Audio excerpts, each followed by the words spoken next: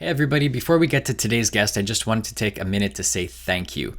We're on episode 15 of the Unveiled podcast, and I've just been blown away by the reception that we've had. I appreciate all of your comments. Anybody who's watched the show, thank you so much. I've gotten to interview a pretty good variety of guests, from UFO researchers to people in government, and even people with more esoteric backgrounds, such as today's guest. And I hope that you've been able to derive some sort of value from all of them, because I know that I have. Today's guest is going to be a little bit different. This isn't touching on the UAP disclosure topic particularly, but I think you'll enjoy it nonetheless. So without further ado, this is my interview with Elizabeth April. It almost felt like they were floating like 5 feet behind me. For at least a month following that experience, I was a remote viewer. This is not my own fear. Like, it just didn't feel like my own. Like, it felt like it was like being chemically induced. The disclosure is happening. I think that we're all just expecting a giant UFO to land on the White House lawn, but humanity's not ready for that. Hello, everybody. Welcome back to Watch Mojo and the Unveiled podcast. I'm your host, Rob, and today my guest is Elizabeth April.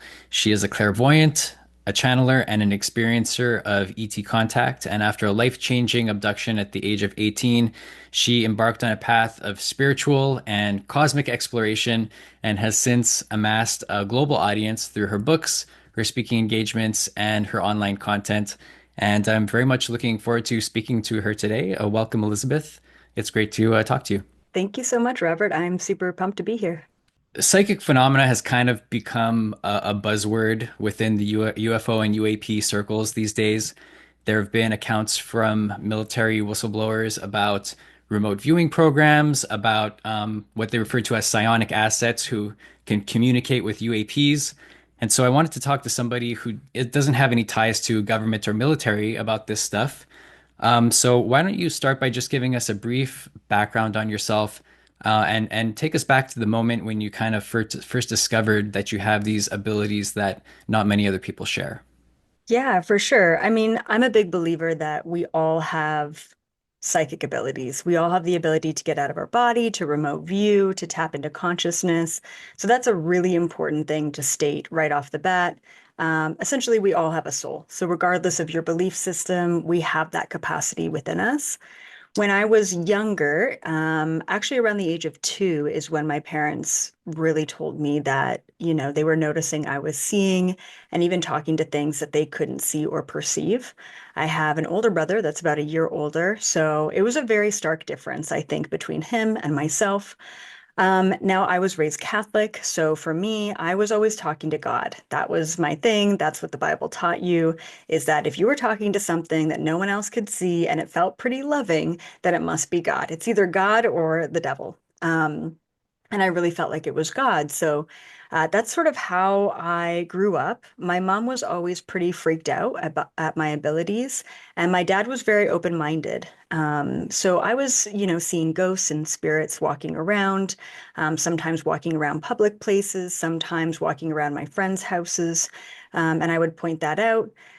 I didn't realize that, my friends weren't seeing what I was seeing until probably around the age of 10. And I felt really outcasted. I felt really weird.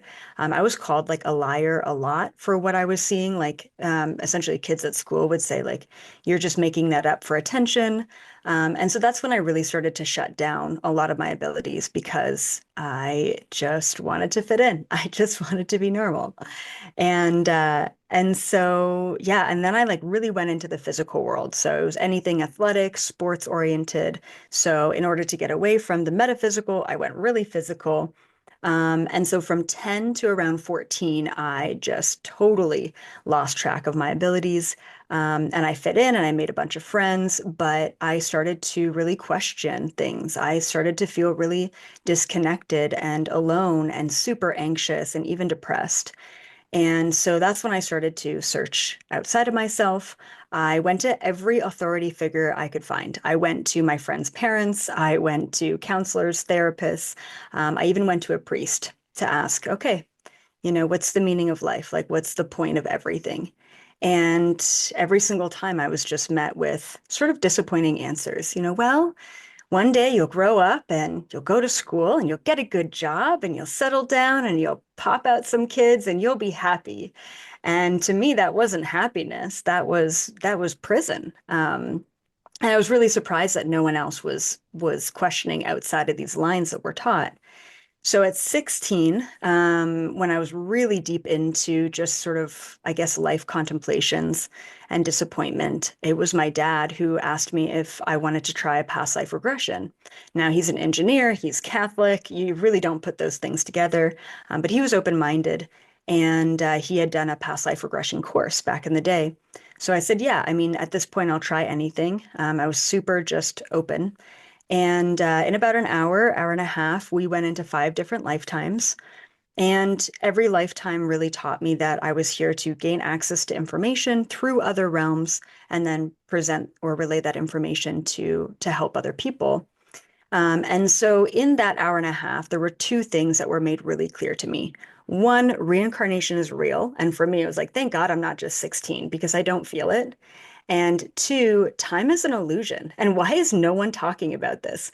How is it possible for me at 16 years old in an hour and a half to go through life and death 5 times over, right? If this is possible, if this is real, like why isn't this headline news? I mean, it really blew my mind. So that was my first real reawakening of sorts. And then what I did was I ended up copying my dad's past life regression notes. I went off to university 2 years later. So at 18, I went to university, double majored in political science and communications. I wanted to be a lawyer or a politician. I felt like I could change the system from the inside, only to be in school and realize that's not how you change the system. You got to be outside of it to change it. But that's how I made friends. I would take random people in my classes and ask them if they believed in reincarnation, take them into a deep trance-like state, and journeying them through different lifetimes. So at this point in time, I started to do all of my things. I was in a deep state of trance meditation. I was seeing ghosts and spirits again. I was seeing energies and auras, and all of my abilities really came back online. I was doing a lot of out-of-body experience, lucid dreaming, astral travel, remote viewing. But if you asked me at that time if aliens were real, I would say for sure. I mean, we would be pretty dumb or pretty egotistical to think that we are the only intelligent life in the entire universe. However, if there were more intelligent life out there, why would they bother with us? I mean, who are we really, right? We are essentially a caveman species in the universe. Why would they utilize their resources and their intelligence to be here? So that was sort of my stance on it. And I never really gave it a second thought. It was at that point in time where, of course, when you least expect it, I was abducted. And that was my first, I wouldn't say like the past life regression at 16 was a huge reawakening for me. Like, oh my God, wow, like there's so much more to explore. At 18, with my physical alien abduction, it was like another can of worms had opened up. And it just started me on this journey of, who are they? What are they doing here? What do they want with us? Is it nefarious? Is it not nefarious? And who are we? Why are we so important that they are coming here at this time? Or are we just a resource for them? So that was 18. I'm 32 now. And so it's been over a decade of exploring and deep diving and utilizing, especially remote viewing, to sort of understand these bigger questions and really just the purpose of life. And then I relay all that information out. Can you go into a little more detail about the abduction experience itself? You mentioned it as being a physical abduction. Was it really physical or was it more of like an out of body experience? Yeah. So, I mean, at that point, I was doing plenty of out-of-body experiences. All of my remote viewing up until that point in time was all planetary, right? It was all just like traveling around the streets. Like I really didn't think I could even go off planet in my astral body. So it was physical. So I went away to a 10-day silent meditation retreat called Vipassana. It was something that I had done in a past life, so I wanted to re-experience it in this life. So that's what I did at 18. I felt called to do it. And we're talking like literal silent meditation retreat in the middle of the woods, like no one's around. And not only that, but you can't talk to anyone. Like, what a perfect place to abduct a human. Um, on the second night of this retreat, I was laying in bed and I kind of got woken up at around 3 a.m. And I only know that because when I came back, I turned on my phone to check the time and it was about 3:30. So the whole experience was about 30 minutes long. And you know how you're in a new place and you sort of wake up and you don't realize where you are. So that was sort of the vibe, right? So I got woken up at around 3. And at the time, I actually thought it was my boyfriend who had come into the room because I saw someone hovering over top of me. I just saw this big head sort of hovering over top of me. And so I remember saying out loud, like, Cody, is that you? Like, what are you doing here? And where am I? What's going on? And then just like that, I was being pulled from my bed and I couldn't move. I couldn't say anything. I was paralyzed, but my eyes were open and I could see everything and I could think very clearly. Like I was fully awake, but paralyzed. And there were three beings. They were quite tall. I would say maybe 6.5, 7 feet tall, super like thin and white and like almost transparent white, just elongated everything, like elongated arms, torso, fingers. And there was three of them. There was one on my left leg, one on my left arm, and one on my right arm. And that's how they were carrying me out of the room. And I specifically remember looking down at my feet, and I had my right foot dangling, and one of my socks had fallen off in the night. And I just remember like noticing that, I guess one of my socks fell off. They took me into the hallway of this meditation retreat. And then the only part of it that I don't recall fully is how we got from the hallway up to their ship. You kind of assume, right, like an abduction experience, you assume that like you're floating up and out of the ceiling and through the wall somehow. But there was none of that. I don't know if we teleported. I don't know how we got up there, but all of a sudden from the hallway, we were up in their ship. I was sitting in like a metal type chair. And it was bizarre. It was in a small room. Of course, I couldn't turn my head, but I could open my eyes and look around. And in front of me were, I would say, maybe 6 to 7 of these beings. Same thing, all super tall. I didn't even see that they were wearing like clothing. It was almost like I could just see their almost like paper thin, transparent skin. They had small eyes. I didn't really get a whole lot of like facial features. Some of them had hair, but it was like a white, straggly type of hair. And they were just watching, like they were just like sort of watching this thing happen. And I was in this chair. I don't know if I was strapped in because I was just looking at them. And then out of my right periphery, I could see a machine beside me to my right. And then there was a being beside the machine. And the being felt like the vibe I got was like a doctor type of being. And then slowly but surely I saw this machine. It was like a metal box is what it looked like. And then from the metal box was a cylindrical type of thing. And I could see this cylindrical thing moving from the box. And as it got closer to me, it got smaller and smaller. And without feeling anything, I knew that it went into my right ear. Just out of the periphery, but I couldn't feel it.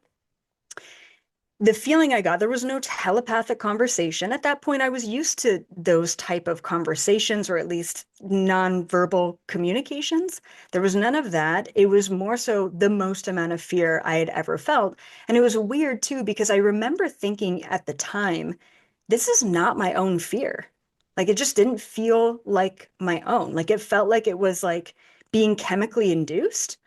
But it was a paralyzing type fear. Like I couldn't really resist or fight or whatever.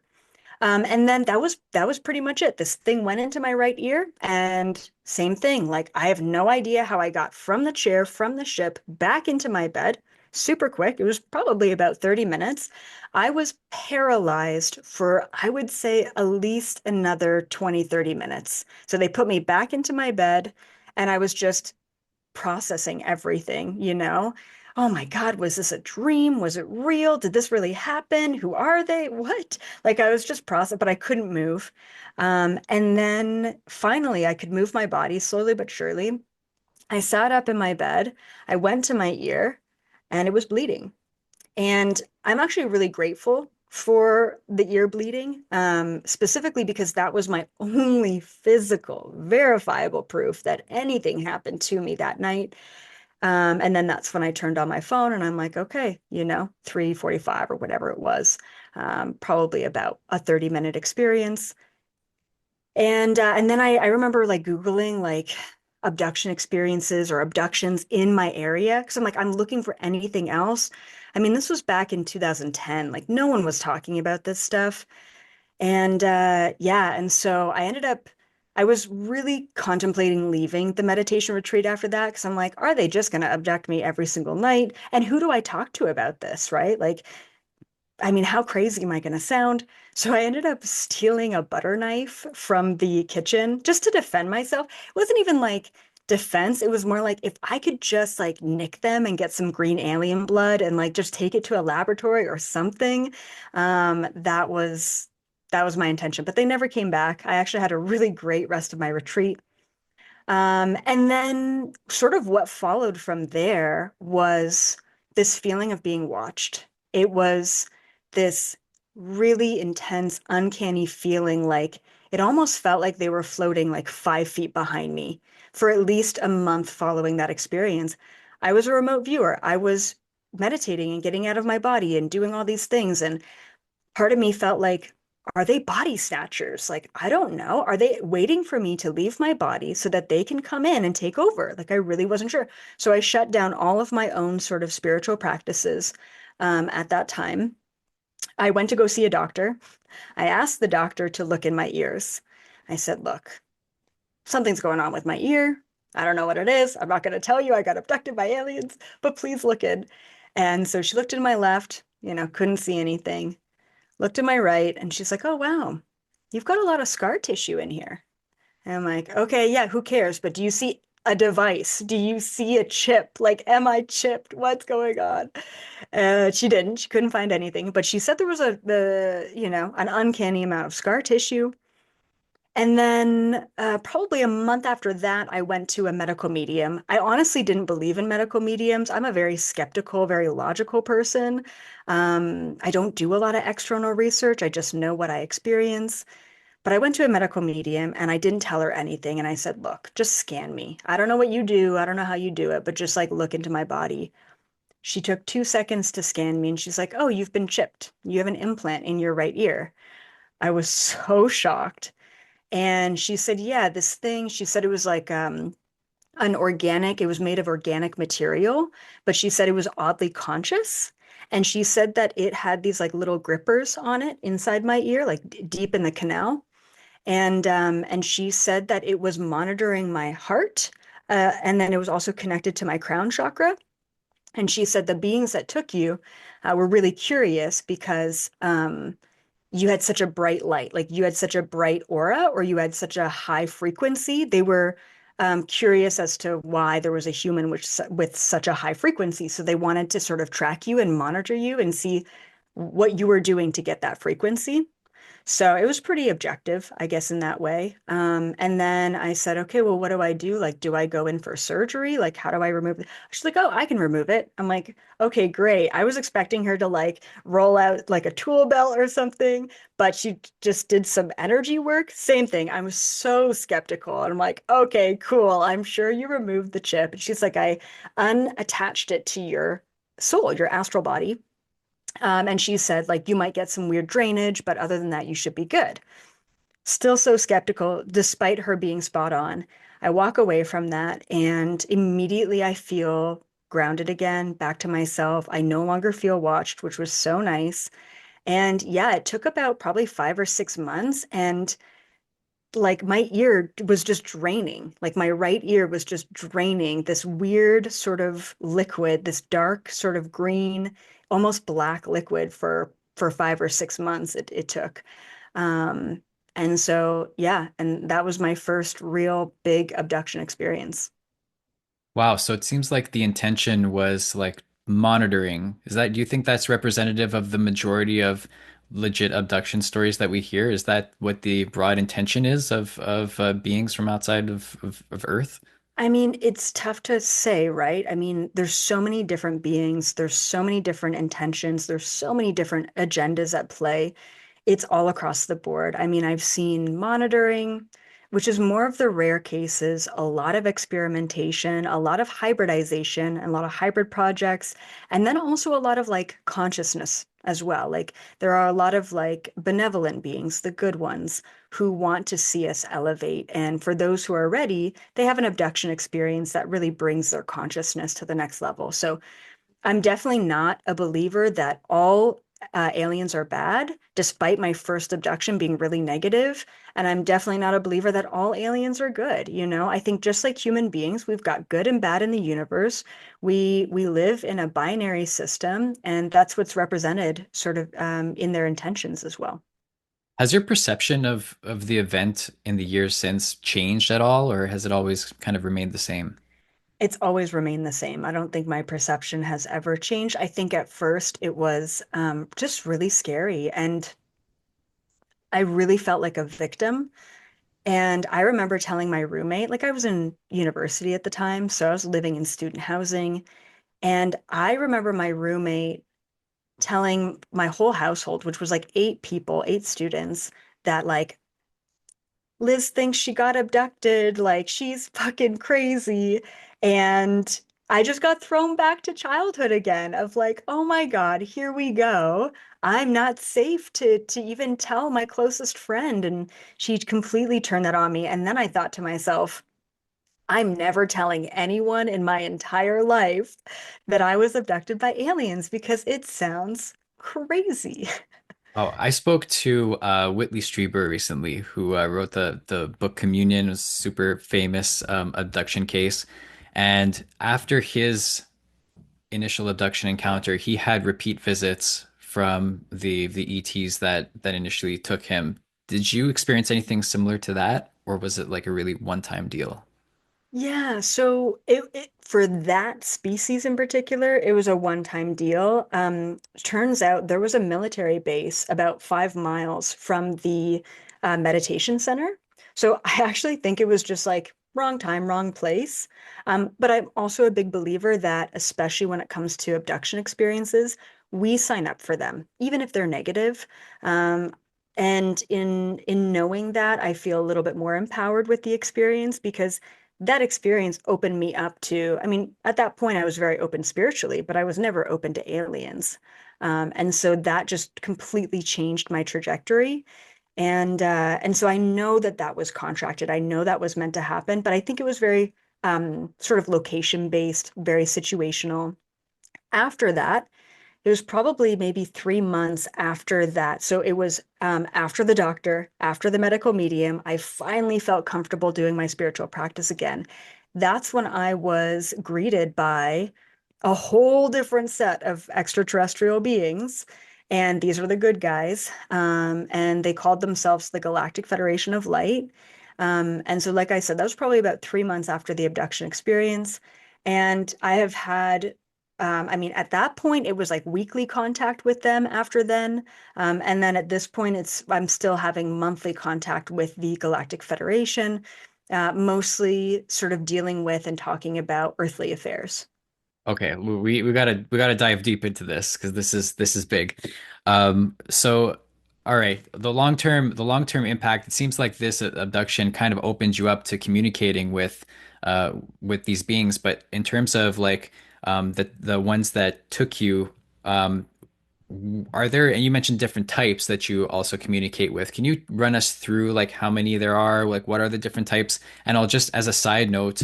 The timing on this is amazing because just last week there was kind of a hearing happening in Washington, D.C., where a bunch of UAP people were briefing members of Congress. And this physicist, Eric Davis, was literally talking to congressmen and women about 4 types of ETs that he's aware of: Nordics, Greys, reptilians, and insectoids. And so I'm curious if that lines up with your experiences as well. Yeah, absolutely. I was actually going to mention that there's 5 sort of main types of beings that not only have I been in contact with, but sort of the 5 main ones that are on planet Earth at this time. So the Greys for sure, the Nordics, I call them the Pleiadians. And then the Anunnaki as well. They used to be sort of more boots on the ground here, but now they're more off the planet. And then the reptilians, and then the insectoids. Specifically, I communicate with the mantis beings, but there's plenty of them sort of under that scope. So those are the main ones that are interacting. And honestly, it's all across the board. They're not all of those are good, not all of them are bad. Sometimes you get good and bad reptilians, and sometimes you get good and bad Anunnaki. So yeah, it's the disclosure is happening, you know. I think that we're all just expecting a giant UFO to land on the White House lawn, but humanity's not ready for that. Um, but we're getting there slowly but surely. Do you think that's what the intention is? Are we working towards an open disclosure where they're revealed to everybody, or is there a lot that has to happen in order for that to come to pass? A little bit of both. 100% I know that that is the end goal. The words that have really sort of resonated with me are galactic civilization, right? So in order for us to fully communicate, connect, and exchange with extraterrestrials or higher life forms, we need to accept them, right? At that point in time, I mean, think about, when colonization was first happening on planet Earth and ships were kind of going across seas, and then all of a sudden you're trading silks and spices and all these sort of otherworldly things from other places on this planet. Now imagine that all of a sudden you make contact and you agree to be a part of a unified organization, and you open up trade with technology, across dimensions. And we're kind of already doing that. I mean, there are a lot of secret military programs right now. One of the first things I wanted to remote view is like, let's go to Area 51. Let's go to the military base in Antarctica. Let's see, what are they really doing? What are they really hiding? So I've been to a lot of military bases. I've seen what they're doing. A lot of them, especially the super top secret ones, all have extraterrestrials already there, already working with them. So the exchange is happening, but very covertly.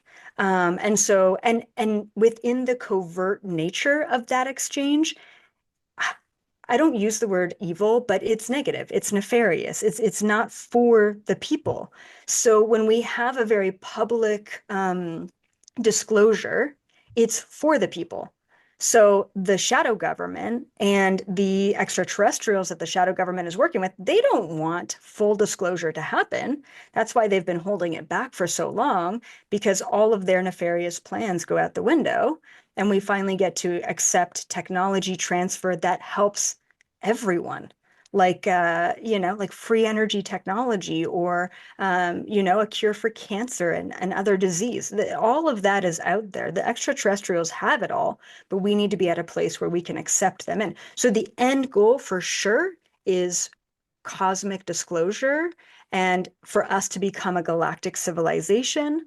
But also, to your point, there is a lot that we need to do to get there. I mean, we're still warring against each other over beliefs or skin color. Like, if we can't even accept each other as human beings, how are we supposed to accept an 11-foot tall mantis saying, "Hi, I'm here to help"? It's just not going to happen. So if these bad ETs are working with the shadowy government organizations in secret, what is the motive there? What are they trying to accomplish with that? So there's a couple of different motives that I've at least experienced, and I'm sure there's so much more that I don't know. So two main ones. So one, actually with the tall whites, actually, the ones that I originally connected with. So they've been working with the U.S. government for quite some time. And one of the things that they've exchanged or agreed to just behind the scenes is um, and this was a while ago. Okay, so I don't know where that contract stands right now, but quite a while ago, there was an agreement. Like, we're talking like Soviet era type of days, right? And so back then, there was an agreement where the American government allowed around 30,000 abductions per year of their citizens to the tall whites in exchange for reverse engineered extraterrestrial technology, right? So we're talking like floating hovercraft and things like that. Um, and so the question is, does the American government care what the experiments are? Do they care what the abductions are about? Or are they like, okay, great, well, this is our trading, this is our bargaining chip. You get to take them. We'll let you into our airspace. We won't say anything. We'll cover this up, but you got to give us something in return. So that's one of the things. The other thing, the thing that I saw about 10 years ago in the Antarctic military base, which was really horrifying. I mean, I've seen a lot of things, but this was really horrible. So there's an underground military base in Antarctica, and they were creating, or at least attempting to create, super soldiers. So they were doing a lot of genetic experimentation. This was like over 10 years ago now. And it was horrible because there were so many people who were just deformed and in pain. Like they clearly did not figure it out back then, but it looked like they were half human, like half Draco or Reptoid. Um, and they were just trying to create a soldier that would essentially, I don't know, rule the world or sort of be that super soldier. But there was a lot of genetic experimentation as well. So technology transfer, abduction transfer, utilizing humans as bargaining chips, and then some sort of hybridization as well, which obviously humans just couldn't figure out. How did you come across this information? I saw it. I'm a remote viewer. I went there directly. Like I literally went into this base. I went into the underground tunnels. I went into the small rooms off of the hallway, off of the tunnels, and I saw these people hooked up to machines on these beds, deformed, completely deformed, and clearly not looking human. And then you can also, what you can do with remote viewing is you can ask a question and you can gain access to information. Typically, I will ask a question and then I will go to the source of when that information was discussed. So sometimes I'll like just immediately go over to a room where there's maybe like 15 board members. They're all in suits. Of course, they're always men, and they're discussing like, what are we going to do with this base? What's going to happen here? What I didn't really expect in the Antarctica base was they had military remote viewers. I've never been seen as a remote viewer, like on planet Earth. Like I'm just used to sort of, I call it creeping around, right? Like I'm just used to like doing what I going wherever I want. And so I was like, just traveling along this hallway in the base, and there's this like really big bulking, once again, like a remote viewer. It looked like it kind of looked like a ghost, right? Like sort of an etheric body, but I could see his full sort of human physical form. And he looked at me and he said, "What are you doing here?" And it goes like this.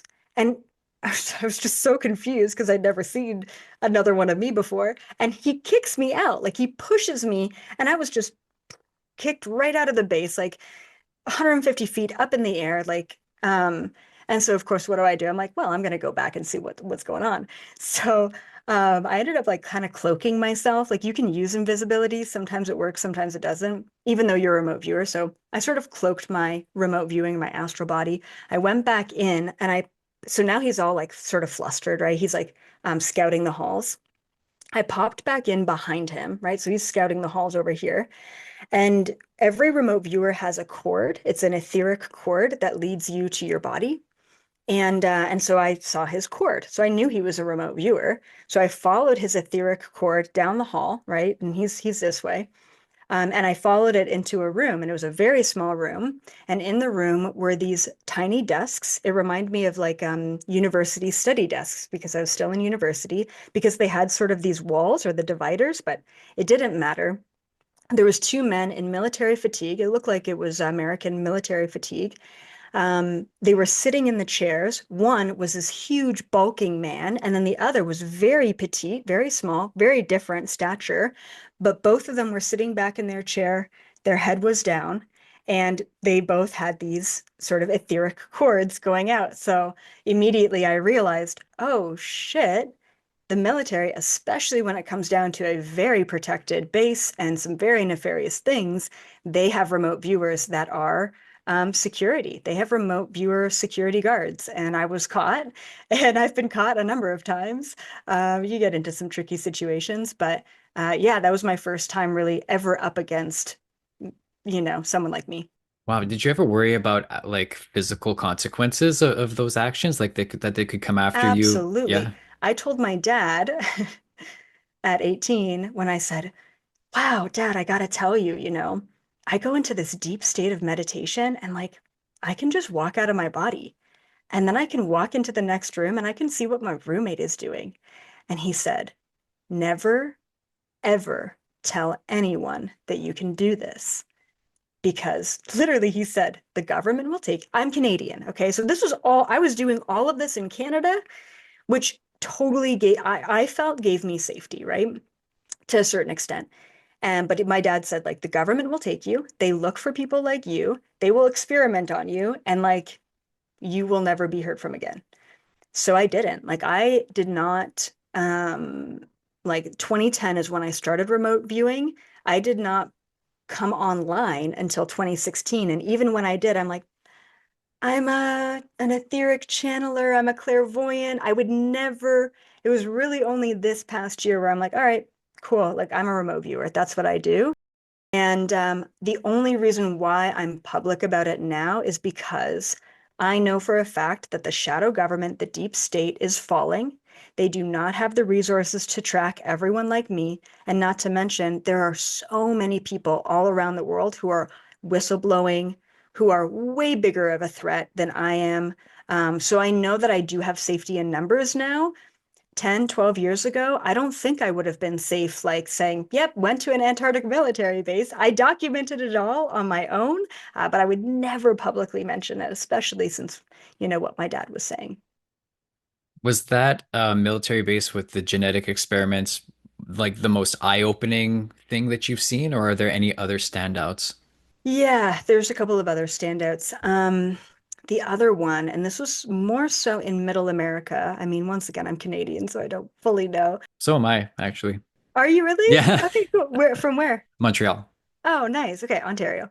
Um, And so it was like middle of the America. I just know kind of where I end up, like kind of just location wise. So I end up sort of in the middle of America, go into this underground military base. I forget what I was looking for. I was looking for something, but I definitely did not expect to stumble upon this.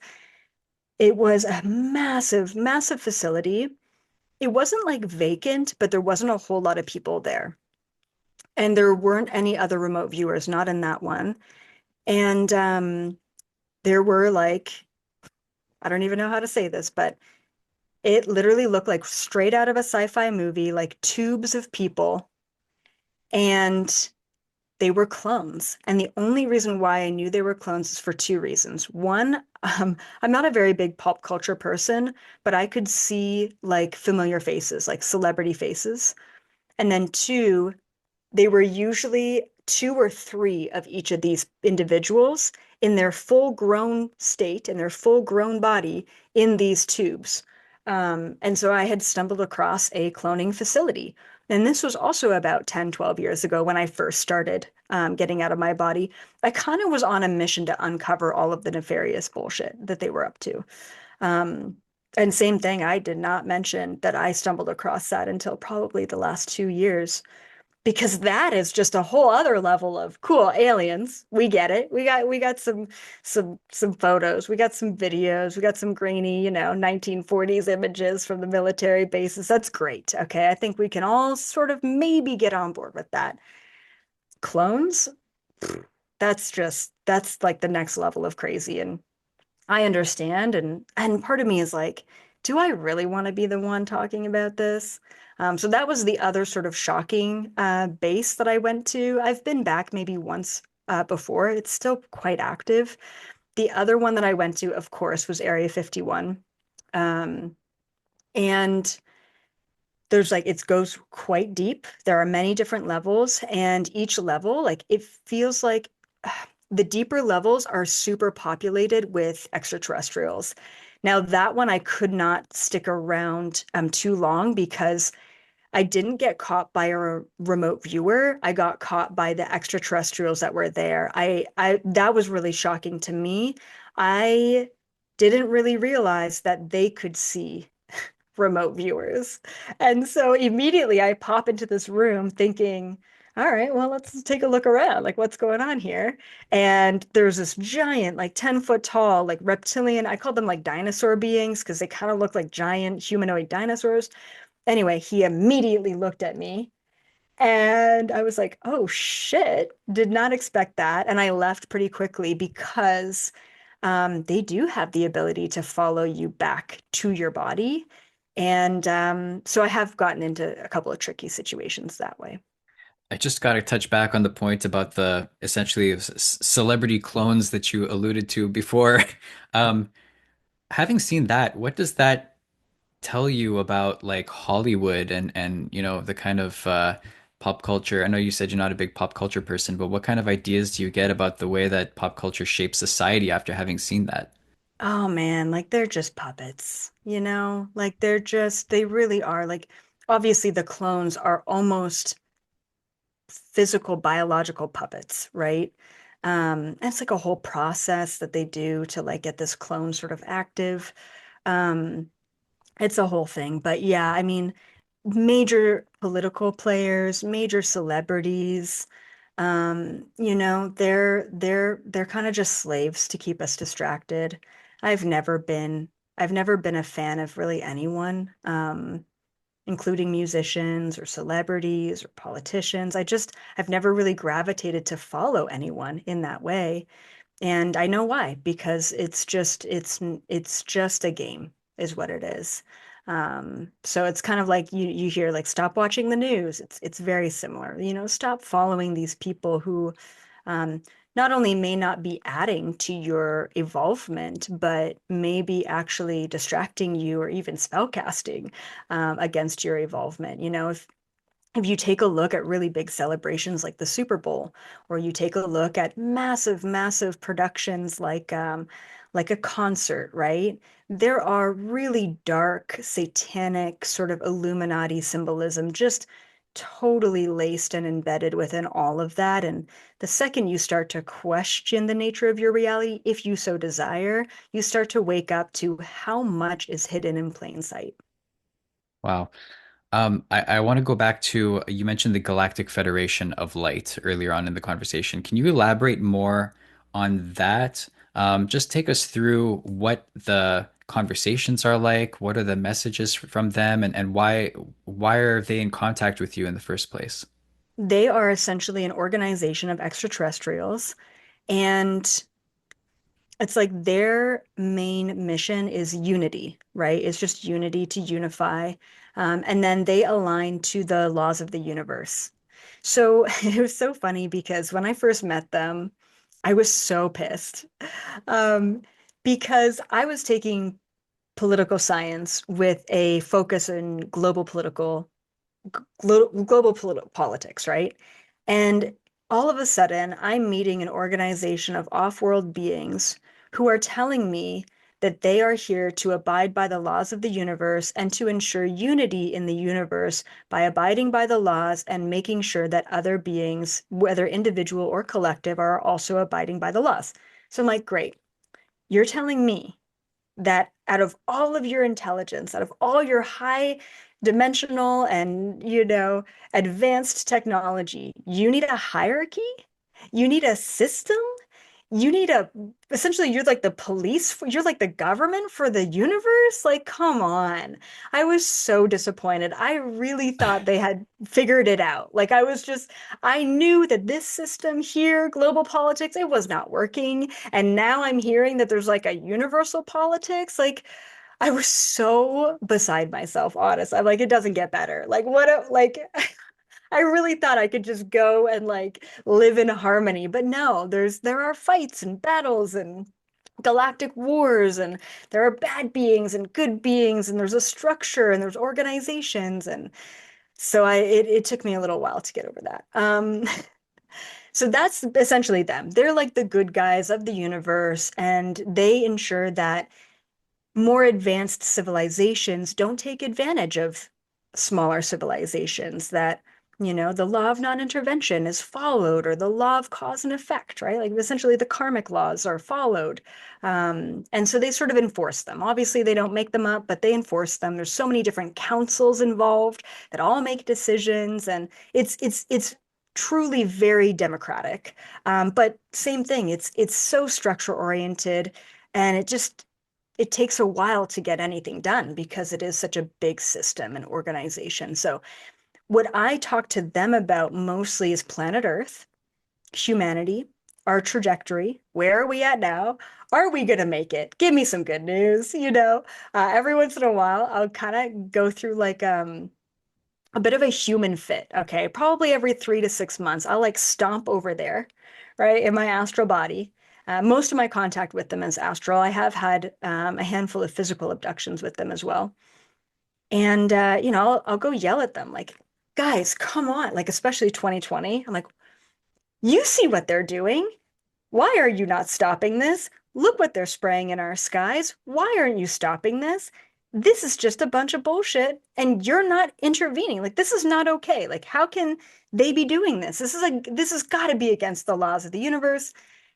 And time again, they, ease my mind and tell me, like, this is all a part of the process. Like, this is a part of the great unveiling. Like, a big part of humanity cannot wake up if we do not question the current predicaments, and we've got to get worse before it gets better, or else we're just complacent and we're okay with the way that things are. And I think in so many ways, such an eye roll, but Trump, right? We're both Canadian, so we're Hmm. we're we're bipartisan, but Trump especially is like he doesn't give a fuck. He is just shaking things up. He is creating so much chaos, not just domestically, but globally. And we kind of need that chaos. We need people to stop assuming that the government has our back. We need people to start questioning these organizations and then asking themselves, what do I want society to look like? And how can we, the people, come together to make that happen? And we need players, unfortunately, but fortunately, like Trump, to come in and just shake it all up and force us to question everything. And that's just where we are. We're in the sort of dark night of the soul collectively before we rise to the highest frequency.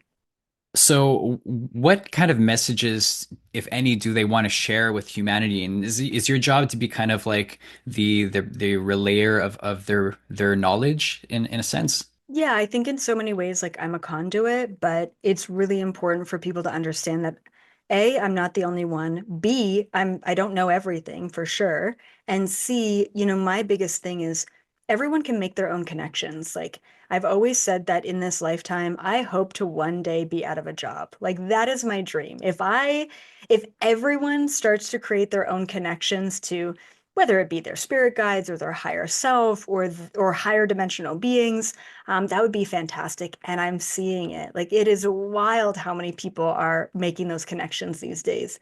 So I think I'm one of many of these conduits. I'm maybe like one step ahead of where everyone else is and is going. Um, and so one of their biggest messages is exactly this. It's this empowerment. We are no longer here to lead and follow. We are here to become our own leaders. And one of the things that we're seeing in rapid progression is AI. And I believe that AI is going to lead us into a consciousness shift. And the reason why is because we are going to get, and I said this a year ago, but it's more evident now than ever before. In a couple months from now, it's even more evident. We're getting to a place where we can no longer trust what we see and what we hear online. Doesn't matter if we see a video of some famous person saying some crazy thing. We're going to get to a point where we don't know what the truth is. We don't know what reality is anymore. And when it gets to that point where everyone's so confused, there's only one way to go, and that's within ourselves. That's to tune into our own intuition, and that's to develop your own ability to discern. And so that's why I believe that AI development is bringing us into more consciousness. Where eventually we're going to get so overwhelmed, overstimulated, so confused by the online world that we are just going to crave being in person, showing up authentically, connecting to each other, because that is real, which I think is really incredible. So this whole empowerment piece, and the other thing that's coming from the Galactic Federation is that we are in a shift. we are in a transition. We are getting hit with massive amounts of solar flares. We're in a solar maximum right now. Solar flares are electromagnetic frequencies hitting planet Earth, hitting us. We are electromagnetic beings. Of course, solar flares are shifting us. They seem like a really scary thing, and they could be. But ultimately, they're raising our frequency, they're raising our vibration, and they're forcing us into higher realms of thinking and perception. And you may hear from the spiritual community a lot, like, we're ascending to the fifth dimension. Like, let's all go on a fluffy cloud to the next planet over and leave this shithole behind. And it's just not like that. Yeah, we're ascending. Yeah, we're shifting. Yeah, we're moving our consciousness, but it's a perception shift. It's a unification internally. It's going to be the same four walls. It's going to be the same environment, but everything is different. And that's something that the Galactic Federation is really continuing to remind us of, that everything that is happening right now is meant to happen. And we are still on the path of evolution and connection and unification and a galactic civilization. Conversations like this are still hard for a lot of people to grasp, but one thing that's kind of surprised me, and I've spoken to other remote viewers on this show, one of them being Courtney Brown, who also, holds board meetings with ETs and spoke about that with me and everything. And I was there thinking, oh my God, what are the comments going to be like? People are going to think that, like I'm promoting like all of these ideas, but I was surprised to see so many people embracing this stuff.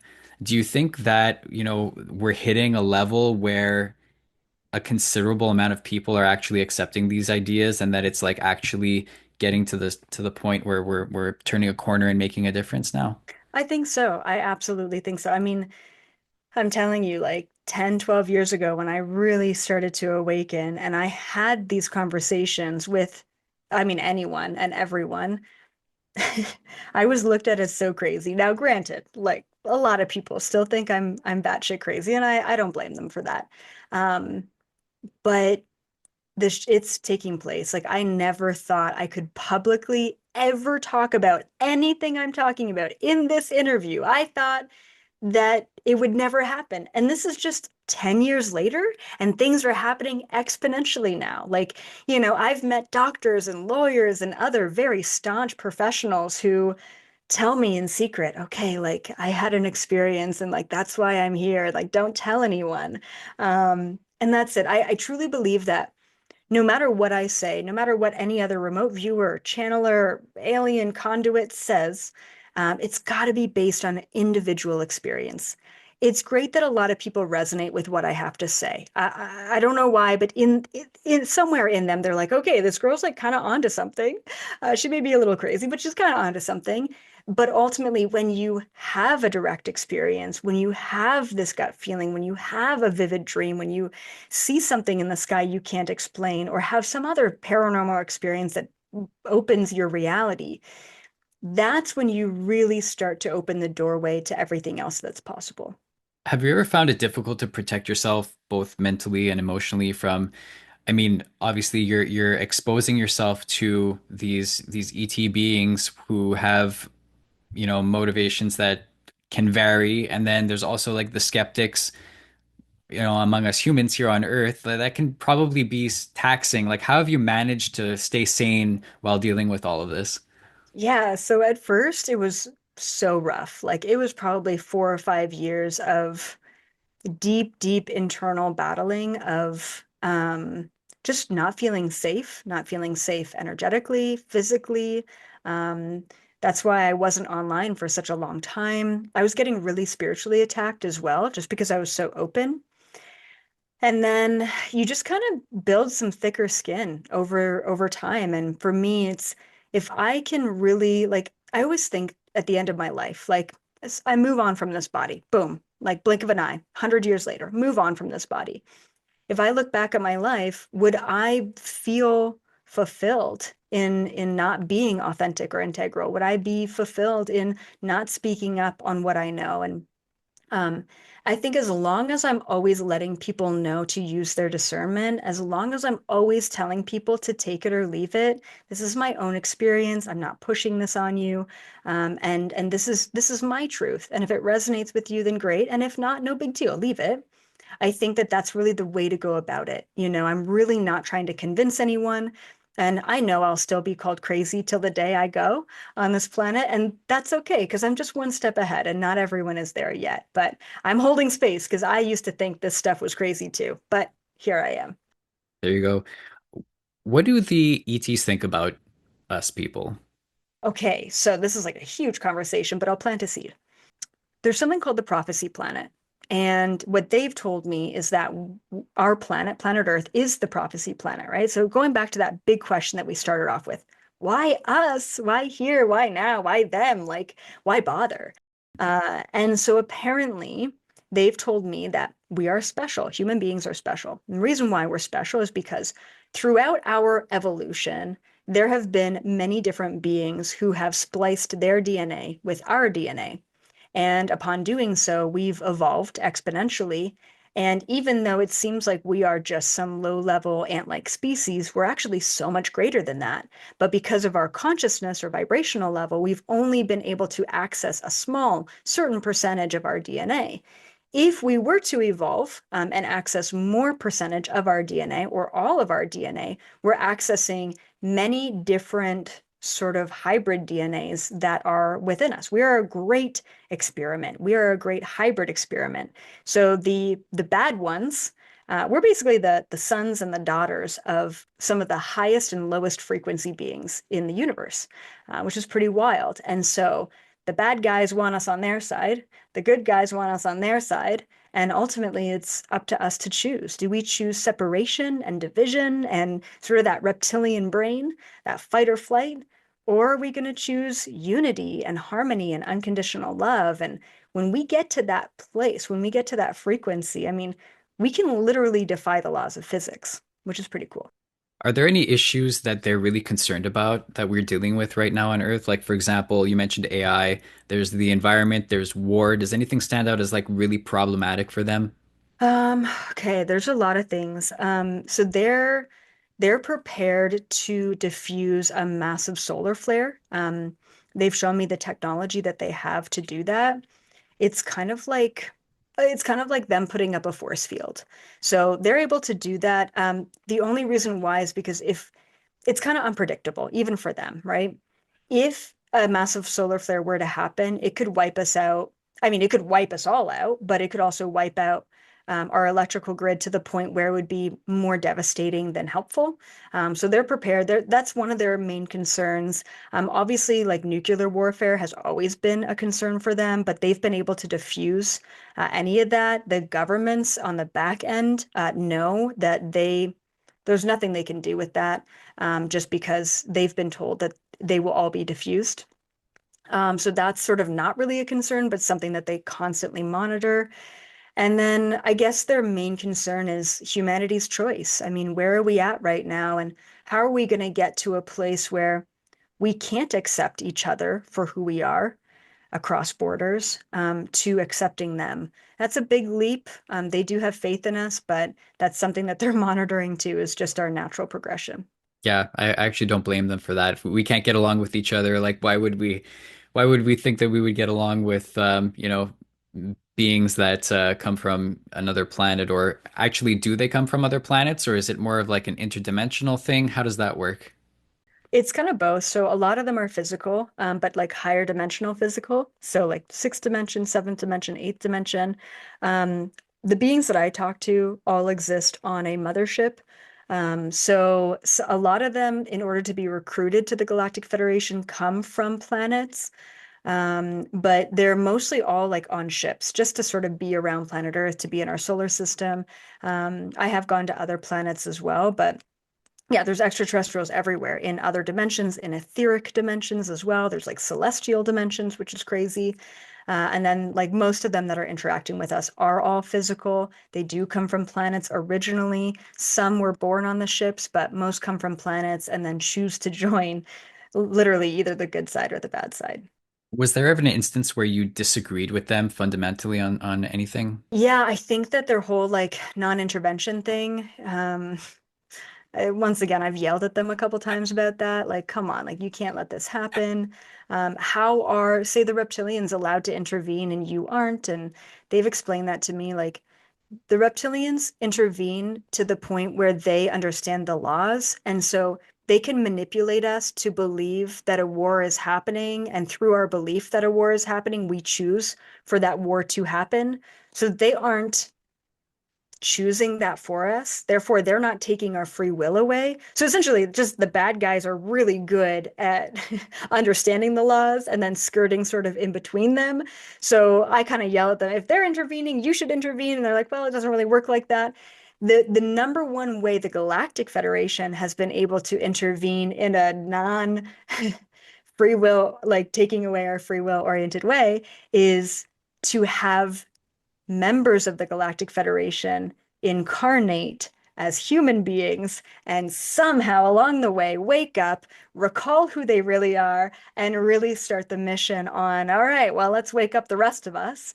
And I feel like I'm one of those people. I feel like I'm an original Galactic Federation member or ambassador. And, one of my missions here is to spread information in a grounded, logical way to sort of spark something in other people. Like I call them sleeper star seeds, these galactic volunteers who are also here, who have been asleep, who it's like me at 16 being like, this can't be all that there is. And it's not. And then they stumble across my content. And they're like, wow, okay, this is everything. And then they wake up to their true mission and passion, and then they help more people. And it's a snowball effect. This has been a great conversation, Elizabeth. I wish we had more time, but unfortunately, we got to wrap it up. But I just wanted to thank you for joining us today. Everybody out there watching, please let us know in the comments what you think. I can't wait to read what you guys have to say. I love having conversations like this. It's great to hear different perspectives, and I just want to talk to as many different people with different outlooks as possible. Yeah, because I mean, this topic can be looked at from so many different ways, and I'm just grateful to have so many different people out there to talk about their experiences. So, thank you very much for joining us. I hope we can do it again soon. And can anybody tell us where you can people can find your work or get in touch with you? Yeah, where should they go? Yeah, absolutely. So it's just Elizabeth April. If you Google me, you'll find all my socials there. A great place to start is YouTube, but for obvious reasons, I can't have all my content on YouTube. I have been censored quite a bit. So all of my content is on my website, elizabethapril.com. Tons of videos you can access there. And then if you're just starting out and maybe you've never heard of me and you're like, whoa, my mind is blown, where do I begin? I would say my book. It's called You're Not Dying, You're Just Waking Up. And I go through all of the stages of a spiritual awakening. And at the end of the book, I get into quantum mechanics, I get into your soul mission, I get into extraterrestrials, I get into the prophecy planet. Like I really deep dive. So that's like sort of everything, sort of the foundation of everything I know in one book. So I recommend starting there. I have it on Audible as well, but you can find it on Amazon. And other than that, yeah, I just produce content. I don't do any like one-on-one work anymore. It's just how can I show up for humanity? So, yeah. Awesome. Well, keep up the good work. Everybody, I'll provide links to all your stuff in the description for the video so everybody can find that. And yeah, until next time, everybody take care, stay curious, and I'll see you next time.